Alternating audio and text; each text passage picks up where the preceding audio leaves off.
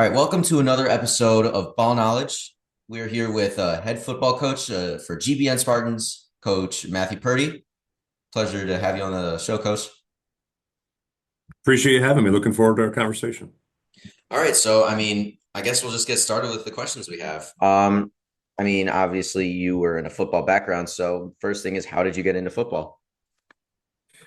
You know what? I've played football since I was in third grade. Started really, really young. Actually, out in Hawaii. My dad was in the military and started playing football in Hawaii, along with a variety of other sports. I mean, I was never a one sport athlete, and obviously developed quite a passion for it and absolute love for it. Played from third grade all the way through.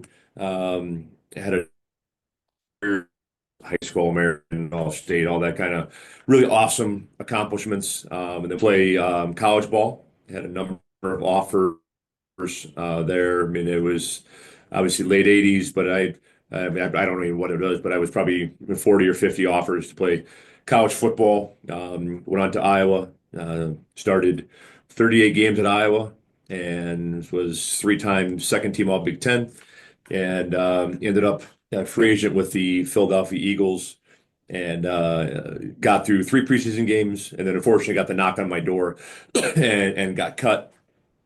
Difficult time, but came back here to Northbrook. My wife is a GBN grad, and as I was trying to figure out my next path in life, I guess I was technically unemployed and homeless, living in my in-laws' basement.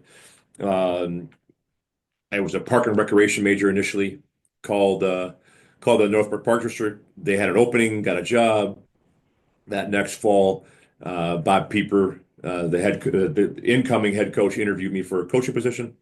He hired me, and I've been here ever since. Started here in '97. Just an offensive defensive line coach, then a special teams coordinator about 15 or 16, actually no longer than that ago, probably 20 years ago. He hired me, or he gave me the title of associate head coach. There was no raise to it. It was just a lot more work and a great title. And then was lucky enough to have gotten the head job here 6 years ago, and we are where we are right now. Yeah, so what made you decide to go into coaching? You know what? It was just I wanted to be a part of football, and I knew that my playing time was over, and it was just something where I thought I could make a great impact on young people. And I've been very, very blessed to have coached thousands of kids, and I see that impact. I see it with people like Coach Fields, who played for me back in the day, who's now one of my right hand people, my offensive coordinator, and it's just that's why I do what I do to watch young people grow up, become successful, parents, running businesses. And you think about the people that I've come across in 28 years of coaching, and to watch them walk back. Every year there'll be four or five guys that'll come out there with their wife and their kid, and they go, "Oh, this is Coach Purdy. I want you to meet him," and they'll tell some story, and that's why I coach. It's nothing to do with wins and losses. It's about the impact you have on young people. Did you ever think about going to the next level, like college or professional, to coach? Uh, Maybe early on, I had a couple opportunities early on in my career. Iowa wanted me to come back in '97 and '98 to be a grad assistant, Mhm. and I was happy with doing what I was doing. And I have all these college coaches come through now, and they're like, "Well, what do you think you'll do when you retire?" Do I explore something like that and I retire, and do I go be like an analyst or something at a major university? I don't know, maybe, but we'll see. That's a completely different level. But the young family, it'll be a total change in my life, and I'll finish my career here at GBN. So you talk about how you've had your goal is to have the biggest impact on players. How do you, as a head coach, strive to impact every player that comes in through GBN football? I think one of the things I try to do both as a teacher, as an adult in this building, and as a coach, is to connect with kids and understand them. You know what? There's a thing called the two backpack theory, and kids have a public backpack and their private backpack. I want to get into that private backpack and understand, what they're struggling with their math test. How can I assist them with that? They're having boyfriend or girlfriend problems. It's kind of diving deep into their lives and understanding, letting them understand that I'm there. I mean, I've had countless meetings with student athletes of absolute jubilation, and you know what, just tearful moments where they've come to me in sorrow. I think the one I think about, the horrible thing that happened here during COVID when we lost one of our players, Oh yeah. and how that impacted me. And I think about that every day, and every time somebody talks to me, that always sits in the back of my head, and how I can reach them if they're struggling, or how can I celebrate their successes. So that's my approach.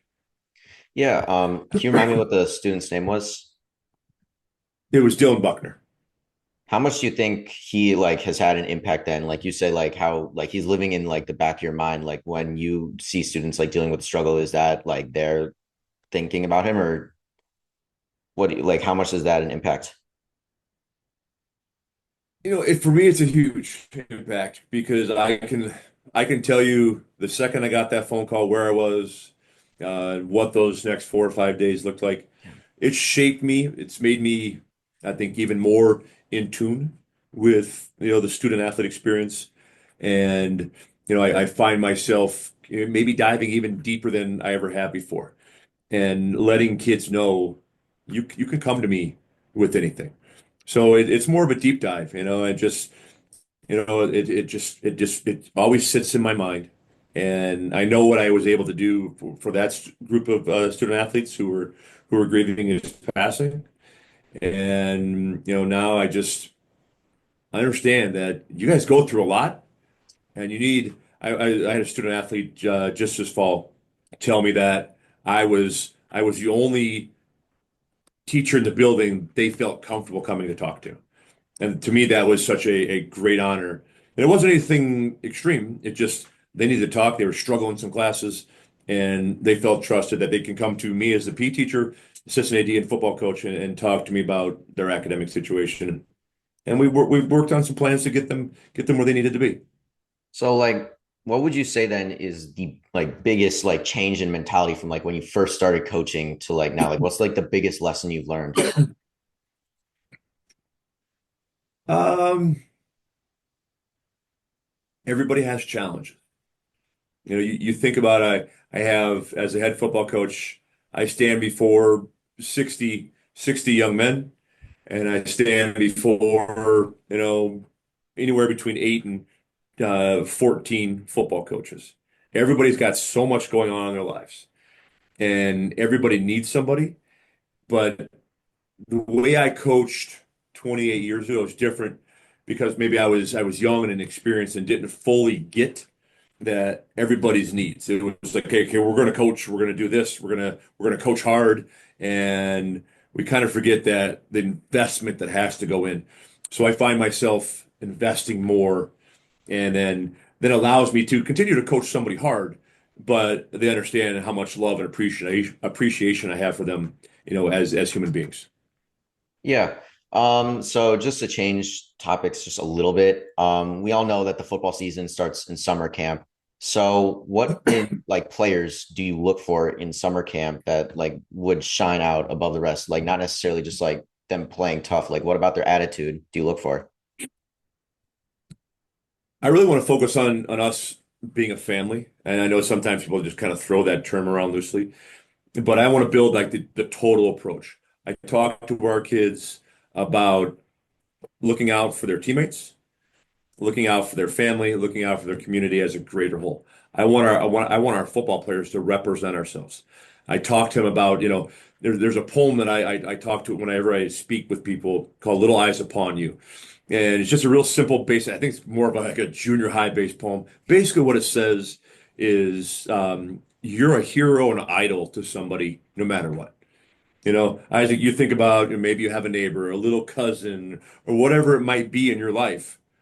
They look up to you for maybe you're just talking about your cousin, and if you have a young cousin, You're just that big guy who wants to play with him and hang out with him and play catch at a Oh at a yeah. holiday event or something like that. That's impactful. And that's what I want our players to be. And I talk to like our junior Spartan program. I push myself into our community. I live close. I live in Glenview, but I make myself come to Northbrook and be a part of it. I'm out at junior Spartan games. I want people to see me as a human being, and I want our student athletes to know that our community of Northbrook is so important and is just as much as we need their support, they need our support. And that's what I'm looking for.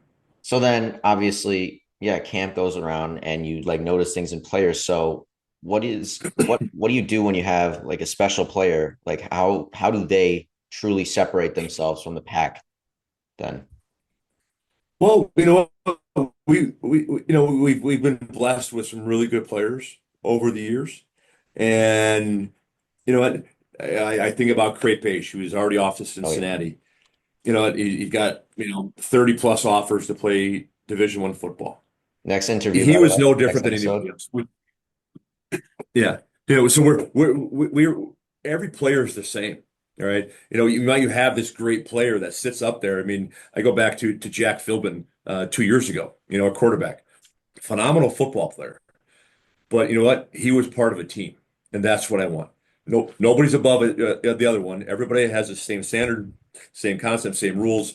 So, and that's what builds the total foundation. And we struggled on a couple of some games, and our resiliency because of that total team approach is so apparent. We walk in, we're upset about a loss on a Friday night. We walk in on a Saturday morning, we still carrying on to that. We watch some film, we go get our lift, and then we're on to the next phase. It's on to the next week. We have that one and oh mentality that we like to focus on and build upon. And you might have great players, but in the game of football, which many will say the greatest team sport ever, you need 11 guys pulling in the same direction all the time, or that you can't be successful.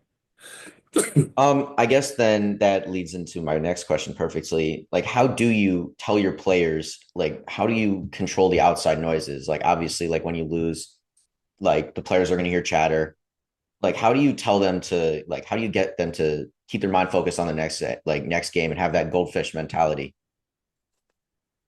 It's hard sometimes because you walk around our hallways, your friends, you lose a tough game, everybody wants to get down on you and have a comment.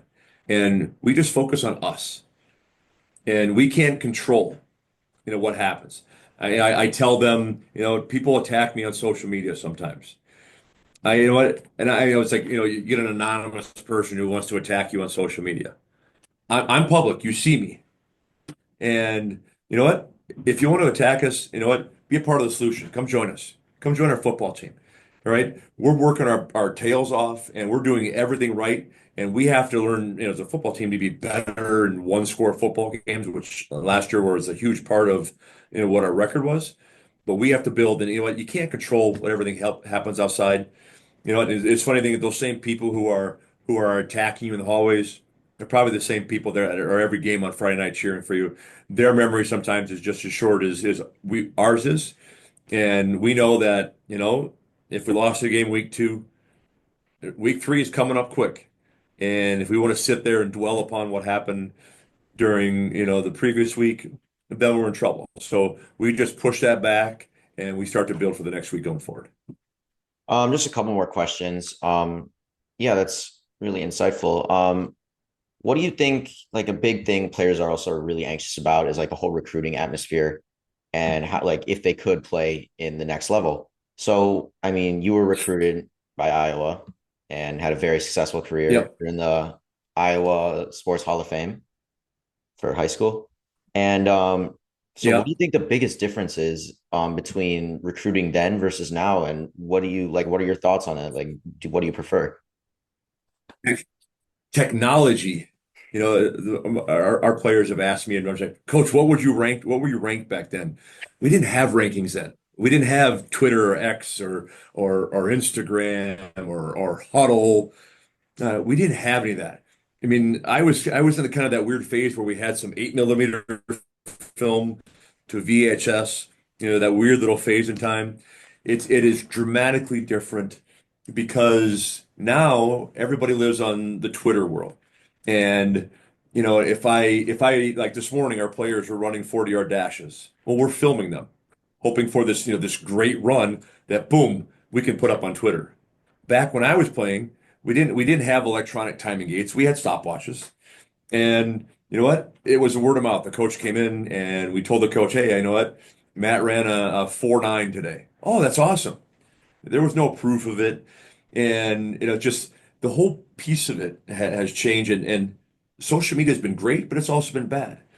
Sometimes I watch these clips of what players post, and I'm like, ooh, I wouldn't have posted that. And also, players, other players from around the area don't know who they're linking into a post. I can't tell you how many times I'll get a high school player that will follow me and send me his high school film because they've looked at somebody else's post. So, let's say Asher Panfield post something. They think, oh, they see Coach Purdy, and I get their film. So it's just such a unique space. NIL has changed everything. The college transfer portal has changed everything. It's affecting high school football players. I was actually just talking to a couple weeks ago the general manager for Michigan State football, and we were going through NIL and the effect on the high school athlete. And I said to him, I think it would be great, if you'd ever entertain the fact of coming out and presenting what NIL means, the transfer portal means to high school coaches. Because every time I have a college coach come in here, I ask the same question. Tell me about what's your NIL approach? What's your transfer portal approach? Everybody's different. So, and it's always evolving. I mean, last year there was these set of rules. This year there's different sets of rules. So recruiting is tough. Recruiting is so size based. I'll go back to Jack Philbin. I mean, you watched Jack Philbin 2 years ago. He's a stud. Gifted athlete. I mean, one of the best athletes I've ever coached would make a 70-yard run out of what would have been a 5 or 10 yard sack. Unfortunately, if Jack was 6 foot tall, everything would be different for Jack. Jack was 5'10", and we couldn't get over that hump. And Jack was in my office um, during winter break. And I told him, I go, my biggest disappointment as a head coach so far is not finding him a spot. And he's like, Coach, it's okay. I'm 5'10", as he put his fingers in quotes. Jack might have been 5'9.5" or something like that, but we try to get that 5'10" out there. So it is so black and white. And I think about, Craig Paish and Matthew Goneshore, two unbelievably gifted football players for us. Great offensive and defensive linemen. Craig 6'6", Matthews 6 foot half inch. Yeah. Completely different recruiting approach for two players were about as equal talent wise as you can.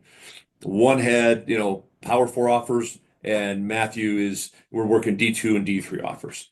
Just 5 or 6 inches, and actually Wow. most cases a couple inches, everything changes. So it's all, what's your height, your weight, how fast are you?